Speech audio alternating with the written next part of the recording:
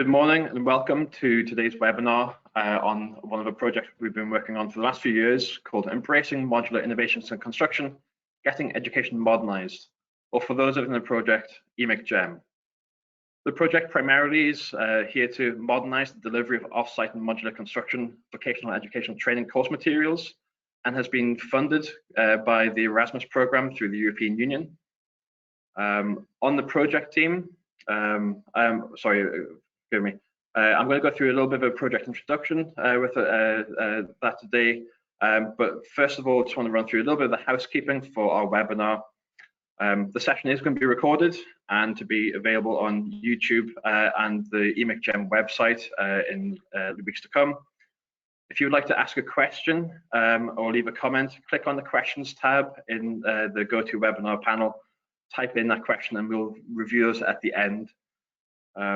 There will be a couple of polls that pop up throughout the course of the presentation.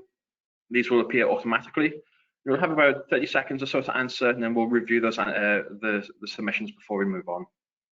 If you have any feedback, it's extremely valuable to us, especially as we come to the conclusion of this project and looking to disseminate the work that we've been pulling together. But anything else that crops up along the way, we've got our tech support sitting in the wings, so do just use that chat box to share any questions or issues you may be facing.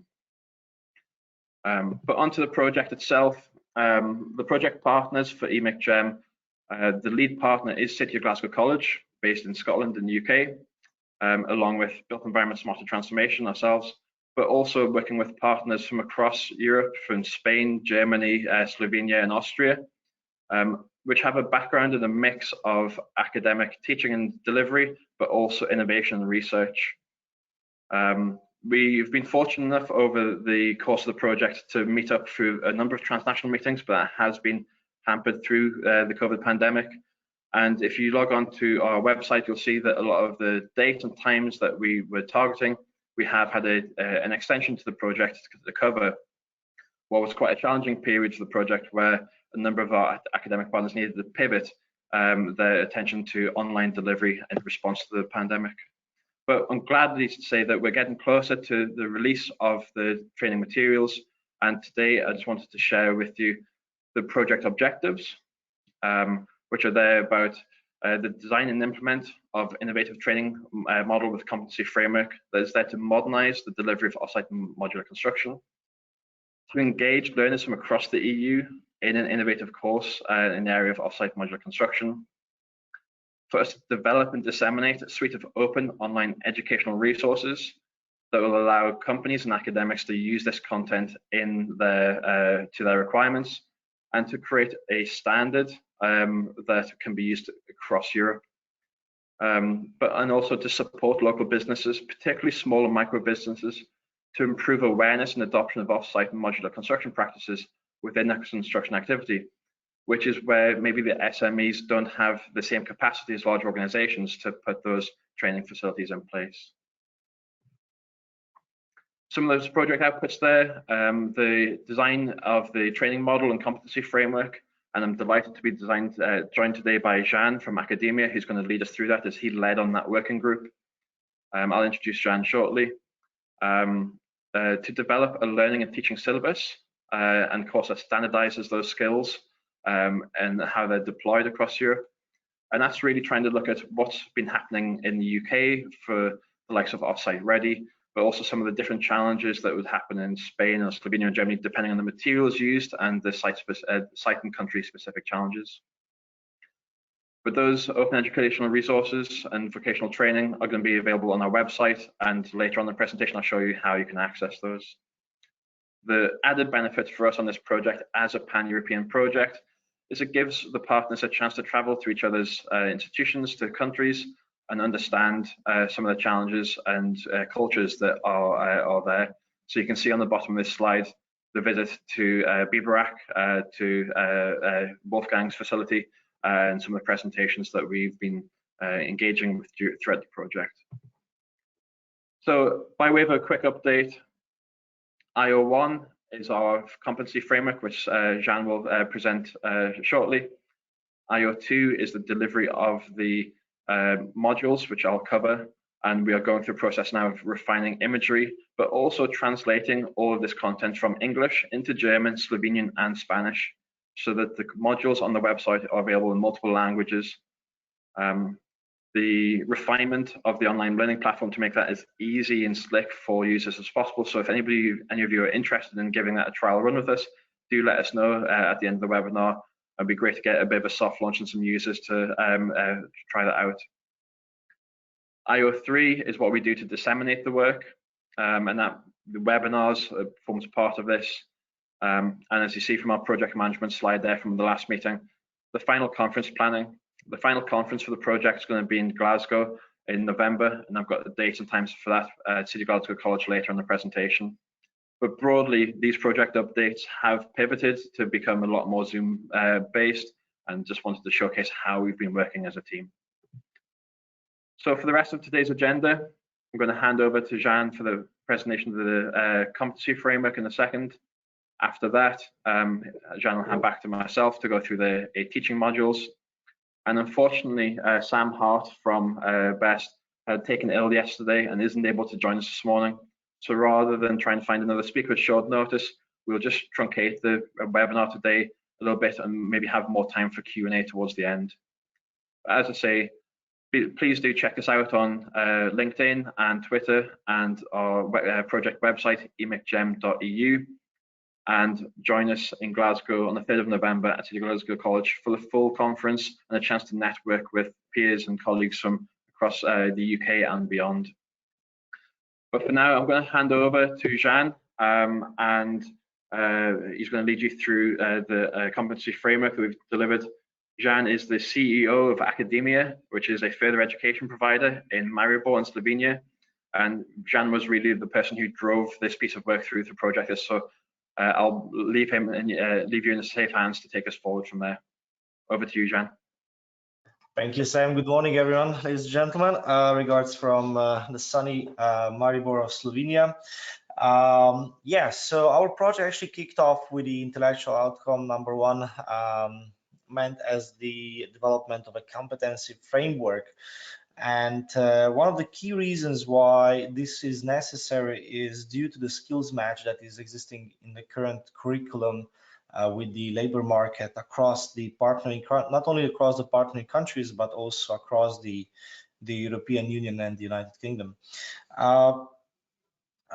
We actually done a bit of desk research prior to starting interviewing the companies, and we've seen that basically we are on one side facing the aging workforce and skill shortage, while the unemployment of youth remains quite high across the EU. In certain countries, employers, despite having enough qualified workforce in terms of formal qualifications, they still do lack certain specific sector skills relating to modular and offsite construction. For example, in Germany, one of the reports has lined that there is a lack of skilled labor market in pairs to construction of new houses in specifically, whereas in the UK, basically the Construction Industry Training Board has been pretty much the most advanced body across the nations, where it already built a very outlined report on what is missing and where the direction should be, and we were quite lucky to actually leverage on that report itself. So going forward to the next slide, we would, in terms of how we approach the development of the competency framework, the aim was to provide robust evidence of base so that we could define what are the skills needed by the industry in offsite and modular construction. We've done a desk-based research to identify the key offsite functions and personas, so we call them, on which the research then focused, and we went in the in-depth interviews with companies in each of the partnering country and also across the nation base in European Union. And we came up basically with 6 different personas. One of them is a digital design persona that is basically in the design process, construction / architecture. The estimating commercial persona, offsite manufacturing persona, logistics persona, on-site placement and assembly persona, as well as the site management and integration personas. All these personas were leveled up between level 3 and level 5 and level 6 based on the European qualification framework. Level 3 would be considered a level of diploma, I believe, in the UK, of high school. Level 4 and 5 are already higher education qualifications, and level 6 would lead to a bachelor degree. Yes, so in-depth surveys with industry were conducted primarily in Scotland, in the United Kingdom, in Spain, in the Basque Country, Slovenia overall, both West and East Slovenia were covered, and Austria and Germany. Based on the in-depth interviews and survey we conducted, we organized a partner workshop afterwards and came up with a framework design. So basically a framework itself, if we move to the next slide, consists of the overview of the persona itself. It presents a technical skill required, whether it's ranked for a skilled worker, which is considered someone with a completed high school education, so level 3 on the European qualification framework, whether it's supervisor or manager, which could be considered a level 5 on the European qualification framework, equivalent to a higher national diploma in the UK, or a professional holding a bachelor's or a master's degree. And then basically on top of technical skills required, also the knowledge that is required has been identified, as well as the meta skills, or in some countries you might refer this to a soft skill. Based on those 3 inputs, in-depth interviews also identified the needs for training and qualification, and also the preference of that training delivery method. And I believe we being in the midst of the pandemic, you know, the method has changed a lot towards more hybrid and online education, but in certain roles, especially for skilled workers, they were still identified, in-person education was still identified as the main delivery method. We then went on and defined the job roles and career pathways that the new graduates of new modules could have to ensure that, you know, they would somehow narrow the skilled gap that is existing. There was also identification of certain key issues in construction subsectors, such as, let's say, industrial, whether it's commercial real estate, whether it's housing real estate, because we live in different environments, right? For example, modular and offsite construction is quite well developed in Austria, Germany, and Slovenia, whilst in the UK and Spain, it's a completely other story. So not only was it country per country different in terms of needs, but also in terms of subsectors. Housing in modular construction in Slovenia is very well developed, while in Spain, due to certain geographical limitations, this is not existing. And that's pretty much it in terms of the competency framework. There is a document that is published on the project website that actually went and defined each persona's role, and anyone interested in that would be invited to visit the website and actually download the document and go through each persona to read more about it. If there will be any follow-up questions regarding the competency framework as such, I'll be happy to pick it up from chat and happy to share the answers. Thank you very much for now, and back to you, Seb. Thank you very much, Jan. There we go. Thank you very much, Jan, for that.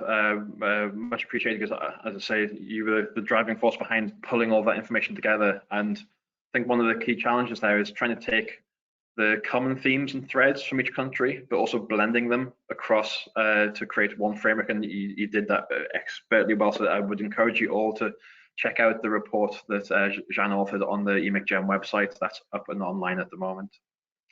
But if we flick now to the module content itself, I'm going to just recap there. So some of the module structures, it's 8 modules across about roughly 40 hours of content we've tried to target across those European qualification framework levels that Jean mentioned. But starting with the general introduction to offsite manufacture, and I'll look at the content of that in a second. But I've picked one of the 6 core persona modules to demonstrate today through digital design, estimating and commercial, offsite manufacturing and practice, logistics, on-site placement, and site management. And we've also finished with the sustainability module to try and wrap around all of those other personas and try and pull together those themes. So within the introduction module here, I've just tried to pull the contents of this out, and rather than going through all the content that will be available in time for the final conference, I just wanted to give you some of those key headings so that you understand what topics we're trying to cover, what we've tried to encapsulate within this training. So offsite and modular construction, materials used, key personas that we've identified for the rest of the project, the challenges and barriers to offsite manufacture as in a process, the drivers of why companies are looking to move towards offsite and modular, the opportunities that can bring, the digital skills that will be required, the process for procurement and how that may need to change, the health and safety advantages of working in offsite and modular and the different approaches that you can bring to that, handling and use of materials as you're dealing with larger objects, project resource and requirements and how you might stage a project differently, the different types of offsite and modular construction, so whether we're talking about mass timber that we've been trying to champion in Scotland, or the concrete and steel that is happening in Spain, or the timber and steel systems that are happening across Germany, Austria and Slovenia. Those technologies and process to assemble those buildings will vary depending on those systems, but we've also tried in this introduction module to register who the professional organizations are by country and what construction regulations are apparent in those countries, so that we're signposting learners to where they can find out that extra information. So that's what we're trying to cover in that introduction piece. But as I say, looking at the learning outcomes for the estimating and commercial persona.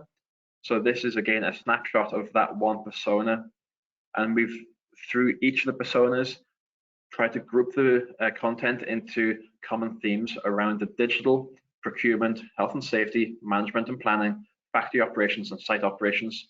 So those headings run across all 6 of those persona modules.